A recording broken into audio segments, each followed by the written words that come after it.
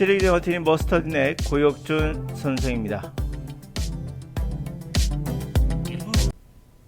자, 오늘은 제가 우연히 방송을 보다가 영어 강사에게 어떻게 하면 영어를 잘하는지에 대해서 물어봤을 때 그분이 네이버를 이용해서 독해를 쭉 해나가다가 모르는 단어 나오면 클릭하면 그 뜻을 보여주는, 네이버는 그런 기능이 있죠. 이렇게 아주 정확하게 단어를 알려주니 이렇게 공부하시면 됩니다. 읽다가 모르면, 단어 모르면 바로 누르고, 그때 옆에는 질문자가 야, 단어를 알아도 해석이 안 되는데 뭔 소리야 라고 합니다. 제가 보는 순간 이분이 생각하는 의도가 정확히 맞는데, 질문자는 단어를 알아도 해석이 안 된다고 자신의 경험을 얘기한 거예요. 반면에 이 대답했던 영어 강사는 정확하게 말하는 거예요. 이게 정답이에요. 단어를 그냥 대입해서 해석하는 연습이 어휘를 늘릴 뿐만 아니라 독해력을 향상시키는데 근본적으로 도움을 줍니다. 그런 이분이 이제 뭐냐면 제 경험상 단어를 알아도 해석이 안 되더라라는 얘기예요.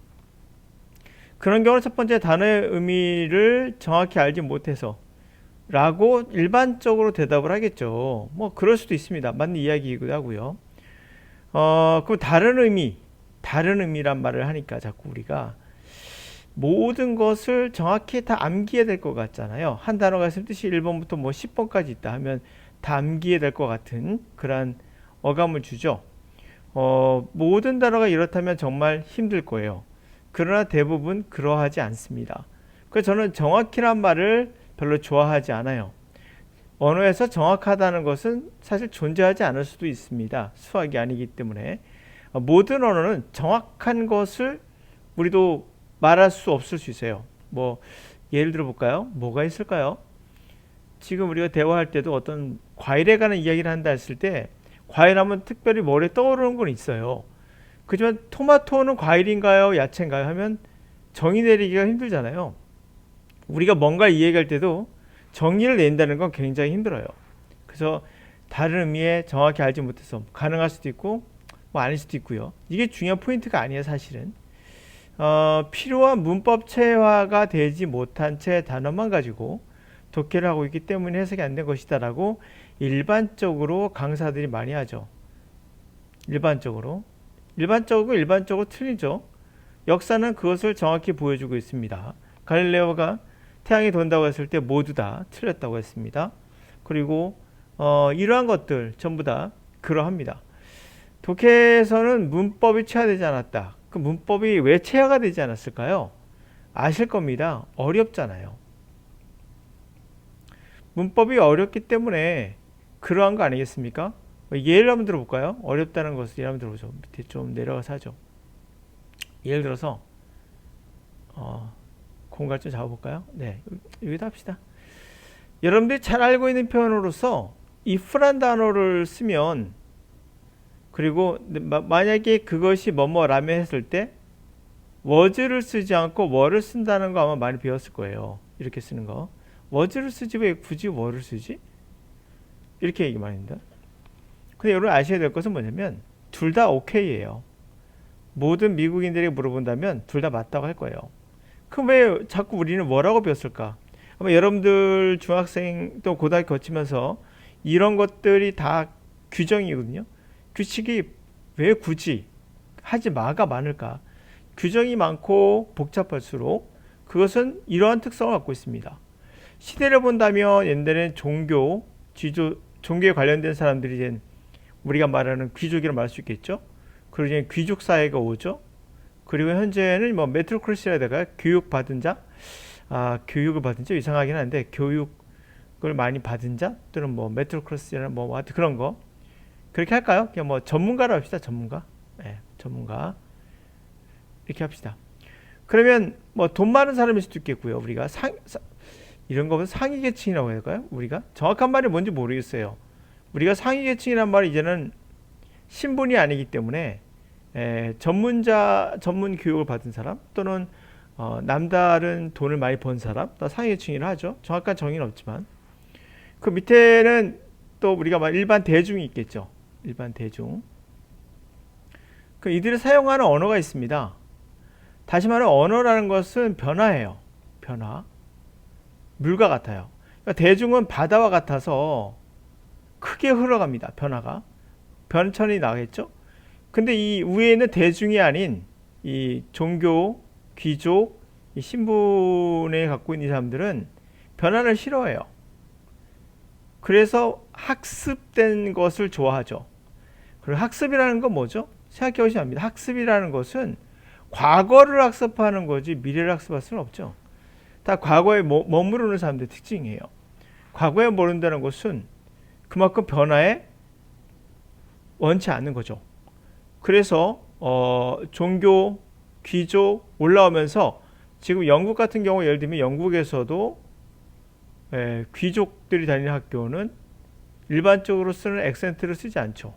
그들만의 단어가 있고 그들만의 액센트가 있어요. 왜 굳이 이래야 될까요? 그 이유는 다르고 싶기 때문이에요. 예를 들면 우리가 bird라는 단어가 새잖아요. 근데 과거에는 breed였어요. breed. 그 정말 옛날 걸 고수한다면 breed라고 발음해야겠죠. 근데 너무 큰 변화가 왔기 때문에 breed라고 하면 누구도 이해 못하니까 bird를 할 수밖에 없지만 점점점 이들도 따라갈 수밖에 없어요. 대중들을.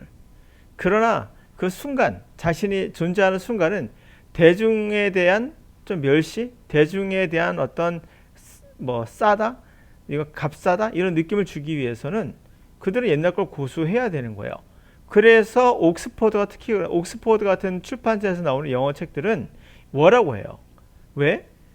그들이 규칙을 만들고 싶은 거고 옛날에 쓰던 거를 계속 규칙으로 강요하고 있는 거예요. 그러나 실제 모든 미국인들이나 원어민들은 was와 were를 동시에 쓰고 있거든요. 만약에 옥스퍼드가 과하다면 bird를 breed라고 해야 될 거라고 할 것 같아요. 과장하자면.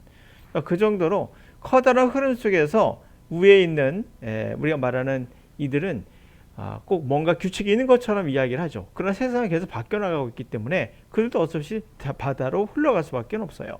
그러나 흘러가는 와중에도 그들은 어항 속에 있고 싶은 거죠. 사실 어항이 이쁘죠. 근데 제가 말씀드린 건 이 귀족이라는 이분들의 특징이 뭐냐면 어항이에요. 이쁜 어항 속에서 자기들만의 세상을 꾸리고 있는 거고 밑에 큰 바다는 대중들이 흔들어가고 있는 거야. 이게 언어도 마찬가지예요. 이 언어의 진화를 본다면 그러한 특성을 갖고 있어요. 이 커다란 변화에 이들은 어항 속에 갇혀서 자기들만의 언어를 하면서 아름답다고 생각하는 거죠. 그럼 어쩔 수 없이 변할 수밖에 없는 거죠. 아까 breed가 bird로 바뀐 것처럼 이것도 마찬가지예요. were가 was도 쓰이는 것처럼. 자, 그렇다면 규칙이 많다는 건 뭘까요? 바로 복잡하다는 얘기거든요. 어렵다는 얘기죠. 그래서 문법이 체화가 못 되는 건 당연한 거예요. 우리나라에서 가르치는 문법은 전부 다 귀족 언어, 옛날에 중세 언어로 보여도 좋아요. 라틴어에 가깝습니다. 라틴어에 가깝기 때문에 항상 주어 동사 목적어라든지 어떤 형태를 딱 강조하게 되죠. 예를 들어서 그렇다는 얘기예요. 자, 그러면 우리가 한번 이걸 한번 보도록 할게요. 지금 이 문장 들어가기 전에 결론부터 얘기하고 들어가야 되니까 그 영어는 과연 구조가 문법이 어려운 것인가? 아니라고 말씀드릴게요. 봅시다. 2018년도에 연구에 따르면 뉴로사이언티스트들이 한 연구입니다. 뉴로사이언스지에 올라온 거야. 좀 더 심플한 그래머가 좀 더 심플해요. 그리고 좀 더 큰 보캐블 양이 많은 거죠. 그렇죠. 어떻게 인구 사이즈가 언어에 영향을 미치는가요? 이 세 사람 연구를 했고요. 다시 말하면 인구 사이즈가 클수록 이게 바로 이제 그래머입니다. 그래머. 이 색깔은 어렵다는 얘기예요. 하드. 이게 쉬운 거예요. 그래머가 복잡하고 어려울수록 인구는 다 소그룹으로 가요. 서로 전달이 안 되는 거죠. 반면에 그래머가 쉽고 편할수록 더 많은 인구수로 증가하게 돼요. 퍼센테이지가 높아져요. 컨버세이션 하는 비율이 높아지니까. 그래서 대부분 결론 말씀드리면 많은 스피커들이 사용하는 언어는 구조적으로 심플하다. 이걸 잘 기억해 두세요. 그 여러분 잉글리시는 영어는 어떻습니까? 정말 사실은 어마어마하게 사용하고 있거든요. 그만큼 심플한 거예요. 그게 심플하지 못하다면 아프리카의 소수민족이 쓰는 구조는요 되게 복잡할 수 있어요. 그래서 소물 조그마한 커뮤니티 같은 경우는 반면에 때때로 언어를 굉장히 structure 구조적으로 복잡한 컴플렉시티한 복잡한 구조를 발전시키는 경향이 있고 많은 사람이 쓰는 언어일수록 구조적으로 심플하다라는 거예요. 이거는 진화의 과정에서 소멸된다는 얘기죠. 어려운 문법을 사용하거나 어려운 것일수록 소멸해 가고 그리고 쉬운 것으로 진보해 나가는 거죠. 그래서 제가 말씀드린 게 가면 갈수록이라고 말씀드렸잖아요. 중세 영어가 지금 영어보다 더 어려웠다고 말할 수 있어요. 중세 영어가. 그러니까 보캐블러리 그러나 지금 현대 가면 더 많아지겠죠. 더 발전해 가는 거예요. 보캐블러리. 그러나 구조는 더 심플해 가는 거예요. 그래서 여러분들이 교육받은 자가 쓰는 언어가 구조가 복잡한 거예요. 그러나 그들은 어항 속에 있는 붕어인 거죠. 그들을 본따서 갈 필요는 없는 거예요. 예를 배웠던 문법이 바로 거기에 속합니다. 한번 예를 한번 들어볼게요. 지금 이 문장 구조 보시면은 제가 일부러 쳐놨는데 이 프로세스라는 단어가 있어요. 이 단어.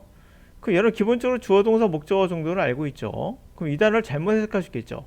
과정이라고. 과정. 정확한 해석이 아니죠. 동사일 때는 처리하다예요. 근데 그걸 몰랐다 가정합시다. 우리가. 그러니까 다른 의미를 몰랐다고 가정하자고요. 그러면 researcher 연구가 demonstrate 입증했다. 그것은 brain 과정이 뇌 과정 same 똑같은 information 정보 different 다르게 한다. 다시 한번 연구가 demonstrate 입증했다. 입증한다. brain 뇌 process 과정들이 뇌 과정들 same 똑같은 정보 different 다르게 뇌 과정들이 똑같은 정보 다르게 한다. 무슨 말인지 아실 거예요. 이거를 정확히 해석하면 뇌는 처리한다 똑같은 정보를 다르게 이렇게 해석할 수 있지만 그냥 순식간에 명사로 보더라도 해석이 돼요. 뇌 과정 똑같은 정보 다르게 그리고 often 흔히 더 자주 더 효과적으로 똑같은 정보를 더 효과적으로 언제 다른 휴먼이 인간이 관련될 때 예를 들면 whether는 인지 아닌지 뜻이죠. 그 이상의 뜻이 없어요. 우리가 imitation 아시죠? 모방한다. 뭐 주어 동사 목적 이 정도는 아시죠? 우리가 그들을 모방하거나 그들과 디베이트 논쟁하거나 ing 보시면은 반복돼 나오거든요. 이런 거 그냥 구조가 간단한 거죠. 그대로 따라가시면 되는 거예요. 모방하거나 논쟁하거나 exchange story 이야기를 서로 교환하거나 synchronizing cooperating 그들과 공조하거나 동조하거나 협력하거나 가르치거나 그들에 의해서 문법 모른다 하더라도 뭐 가르치지 않는 거라면 뭐 가르침 받는 거다라고 느낌이 받을 수도 있겠죠. 정확히 해석하지 않더라도 해석하는 전체 의미에서 별 차이가 없어요. 그 무슨 말인지 딱 봤을 때 전혀 복잡하지가 않죠. 길이는 5줄이에요. 하나, 둘, 셋, 넷, 6줄. 6줄이어도 전혀 복잡하지 않아요, 실제로는. 이거를 뭐 대절이고 이거는 동사고 이거는 목적어 부사고 요거 엔드 그리고 ing는 분사구문이고 뭐 이런 형식으로 가르치면은 되게 복잡해지지만 그냥 단어의 뜻을 알고 그리고 그것을 하나씩 하나씩 들어가면 웬만한 문장은 다 해석이 됩니다. 그래서 제가 그 질문자에 대한 제가 답을 한 게 바로 이거예요. 단어의 의미를 정확히 몰라서 아니다. 그런 경우 드물다. 문법이 체화되지 못하죠 당연히. 왜? 어렵잖아요. 왜 어렵다? 여러분이 배우는 건 중세 영어야. 라틴어 교육을 받고 있거든요. 그러니까 복잡하죠. 주어, research, 주어, demonstrate 동사, 대절은 목적어. 대절 안에 또 뭐죠? 이게 주어, 얘가 동사, 절 나오니까 또 목적어. 그리고 부사 누굴 꾸며주죠? 동사를 수식하고 그리고 흔히 더 효과적으로 두 가지의 부사가 나왔죠. 자, 이거 왜는 언제라는 시간 부사절이죠. 이렇게 배우잖아요. 주어고 수동태 관련돼 있다. 또 whether는 또 인지 아닌 뜻이고 컴마 나오는데 이것은 뭐다? 분사 구문이다. 뭐 이런 식으로 배우지 않습니까? 그러다 보니까 힘들 거란 얘기죠. 물론 이게 분사 구문에 whether A와 B죠. 왜 그러니까 이거 분사 구문으로 배웠는데 갑자기 오가 나요. whether A와 B 또 A오죠 이렇게요. 그러면서 해석을 하다 보니까 whether하고 or를 이게 연결 안 시켜도 사실 해석하는 전혀 지장은 없군요. 인지 아닌지가 나오기 때문에. 예? 그래서 쭉 들어가면 되거든요. 그러니까 이거를 자꾸 단어를 연결하다 보면은 우리 뇌에서 알아서 우리말화 시켜주거든요. 이해시켜준다는 얘기죠. 우리말 시키는 게 아니라 이해시켜주면서 이 프로세싱이 돼요. 우리 뇌가. 가공 처리가 잘 되는 거예요. 그러면 문법이 어렵다는데요. 제가 말씀드렸잖아요. 좀 더 심플하고 좀 더 큰 언어, 많은 보캐블러리, 인구 사이즈가 어떻게 랭귀지에 영향을 미치는가. 그렇죠? 보다시피 인구 사이즈가 커질수록 어려운 거는 소멸하고 쉬운 거는 더 많이 사용되기 때문에 어려운 거는 소멸돼 가요. 근데 구태여 여러분들이 이 어려운 걸 끄집어내서 공부하는 게 라틴어 기호법이에요. 그게 바로 뭐다? 여러분이 배우고 있는 학교에서 배웠던 문법 또는 구문 독해예요. 이런 경우가 굉장히 어려워요. 어렵기 때문에 여러분들이 배울 때 너무 체득화될 수가 없는 거예요. 소멸해 가고 있는 귀족이 되고 있는 거죠. 여러분은 생택지 베리가 되고 있는 거예요. 소멸돼 가고 있는 귀족. 이들이 되고 싶을 이유가 없죠. 현재 사용하는 건 이건데 보다시피 쉬울수록 더 많은 비율로 사용되기 때문에 비율입니다. 사용 비율. 더 많은 비율로 사용되고 어려울수록 소멸해 가면서 이제 진짜 영어도 더 이상 그렇게 어렵게 할 필요가 없는 거예요. 다 어려운 건 소멸됐기 때문이에요. 쉬운 거는 남아있는 거죠. 그래서 문법이나 그런 거 없이도 해석하는데 지장이 없을 수 있어요. 자, 그래서 이 그래프, 연구 그래프 갖고 왔고요. 결론 짚고 끝내겠습니다. 여러분들이 단어를 몰라서 해석되는 게 알아도 해석이 안 되는 게 아니라 그것이 문법 때문이라고 생각하잖아요. 그게 아니라는 얘기를 말씀드리고 있는 거예요. 결국 뭐죠? 여러분들이 결국 독해 연습을 안 한 거예요. 좀 하다가 해석이 안 되는데 포기. 그래서 그런 거죠. 실제로 그 단어를 하나씩 보면서 문맥을 맞춰가다 보면은 충분히 안 되는 문제도 물론 처음에 있을 수 있겠죠. 난이도가 어려운 지문들은 당연히 시간이 좀 필요합니다. 그렇기 때문에 많은 스피커들이 사용하는 언어는 구조적으로 심플할 수밖에 없어요. 그런 경향으로 계속 가고 언어도 소멸해 가고 쉬울수록 더 활성화되고 하기 때문이죠. 그래서 독해할 때 제가 말씀드리지만 그 영어 강사가 정확히 말한 거예요. 그냥 단어를 그대로 대입해서 해석하는 것도 영어 공부의 한 방법입니다. 여러 가지 방법 중에 하나가 되겠죠. 그러나 이것을 문법적으로 분석해 가면서 해석하는 건 좋지 못해요. 그게 뭐라고 했죠? 죽어가는 귀족. 여러분들 귀족이 아니에요. 일반 평민입니다.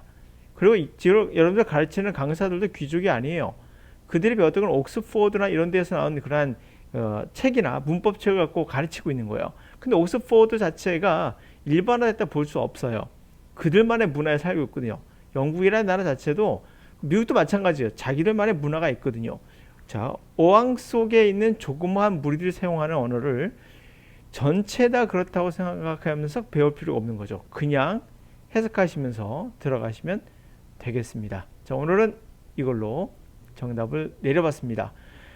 누구나 단어는 다 아는데 해석이 안 되는 이유는 이것도 아니고 이것도 아니다.